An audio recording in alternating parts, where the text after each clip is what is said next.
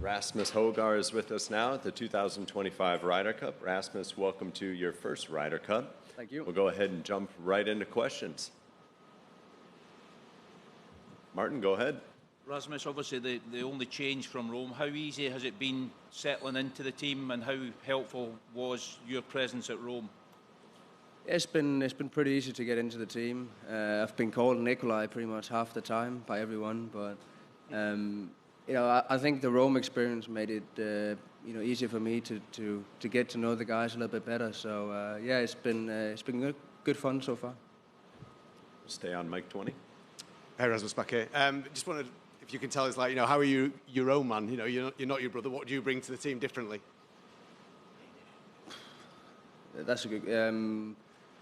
I don't know. It's. I think obviously Nicolai and I are very similar, so there won't be a lot of change in the team room.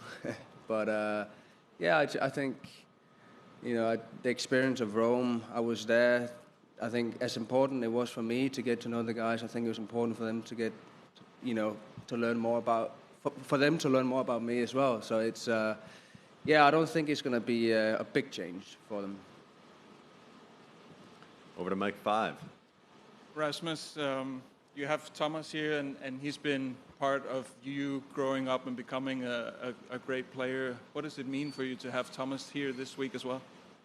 It's very special. I've got a great relationship with Thomas. He's been around us for some years now. So it's a good support to have close to me this week.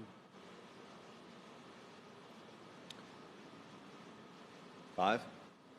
Just you guys had the first opportunity to be out there on the course with fans in attendance. So much has been made about the crowd coming into this. I'm just curious what that experience was like with them there yesterday. And did you guys hear some of that chirping? Did you kind of start to feel the energy that's expected to be here when the event starts later this week?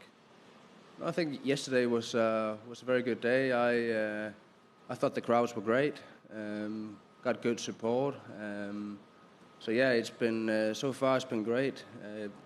We know that there's going to be some situations out there, but I think we're all very much prepared for it. But it was definitely a very good start. Over to mic 6. Have you been trying to pick the brain of some of the, obviously 11 of these guys were there last time, but maybe some of the older veterans on the team to try and figure out what your first Ryder Cup is really going to represent? Yeah, I've spoken to Thomas quite a bit, but there's some very experienced guys in the team, so I think just being around them gives you a sense of calmness, and it's again, Nicolai played it the last time, there's been some good stuff in there that I can try and use in my advantage. Adam? Did you use the virtual reality goggles, and if so, how did they help you prepare for this week? Yeah, I tried them on. I thought it was a fun idea. It gave us a picture of how the whole first tee looked like, which I thought was quite fun. So it was a fun little gimmick from the team. And when did playing in a Ryder Cup become a dream of yours? Back in 2012, when that was the first Ryder Cup I really watched on the TV. That was when my Ryder Cup dream started. Can you give one quick example of what you learned from being at the Ryder Cup in 23, being part of the team? Well, I think just to see how everything runs, how the days are built, how the team room functions. So it's as a whole, it was nice to see how all the days just goes by, how they all prepare together, and what's going to happen during the tournament days as well. Paul on 11. Rasmus, wondering when you think the most nervous you've ever been on the golf course? Say that again. When's the most nervous you've ever been on the golf course? It was probably at Belfry this year, I think, when I was trying to qualify for the team. So that was probably when I was the most nervous. Are you doing anything or kind of any mental preparations about how you might feel first tee as matches are going, and kind of how you want to try to handle that? I think I'm gonna feel some sense of what I did at the Belfry there, trying to qualify there. So I'm pretty sure the first tee is gonna be my most nervous moment. But again, I try to look at it in a way that I only get to try, the first Ryder Cup T-shirt once in my life. So trying to embrace that in a way. It sounds like a cliche, but that's gonna be my approach, and then see how it goes. Over to 12. Yeah, hi, Rasmus. Given that you were involved in Rome 2 years ago, is there anything this year that has surprised you?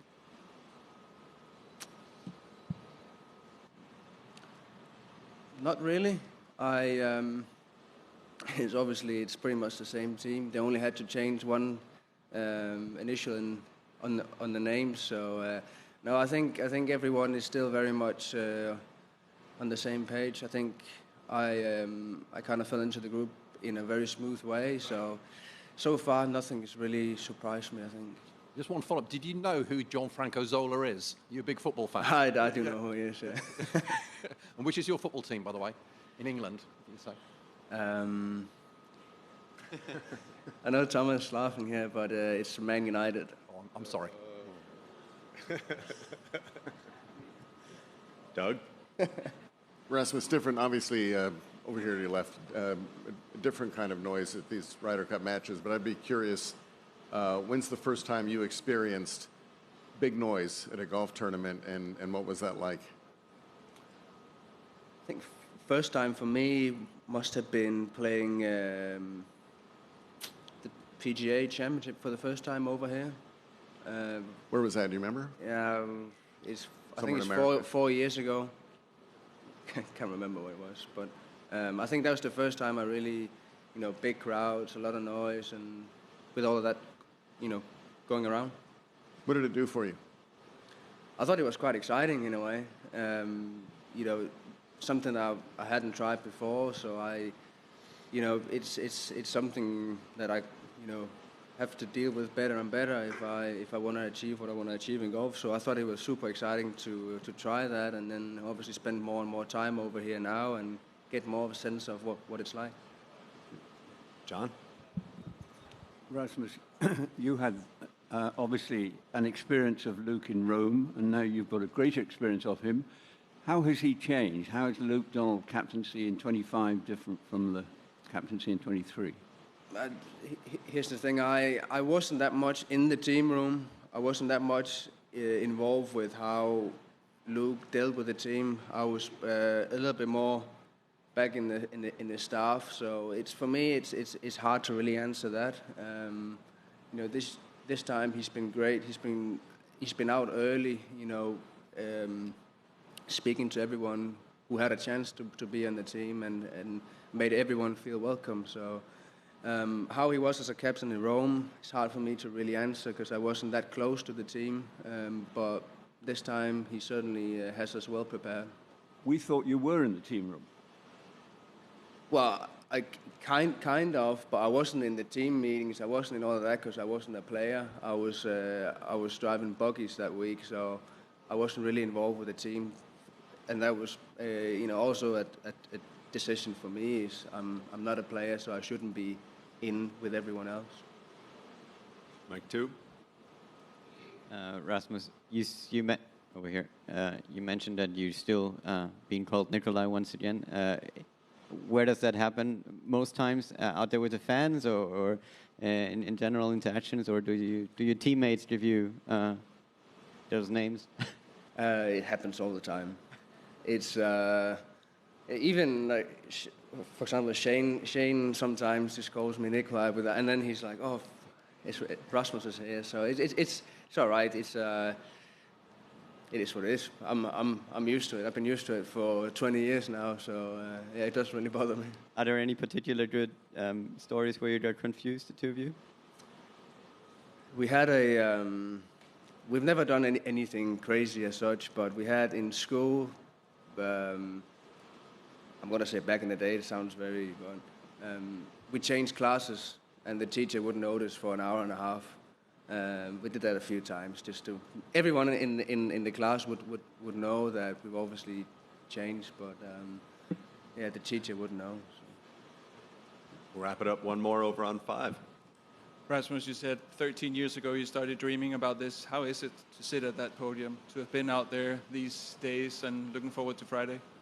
Yeah, it's very special. It's it's fun to think that 2012 was that's where the dream started, and then I'm here now, so I'm very happy that I can live out my Ryder Cup dream. Great. Thanks for your time, Rasmus. We appreciate it. All right, thank you.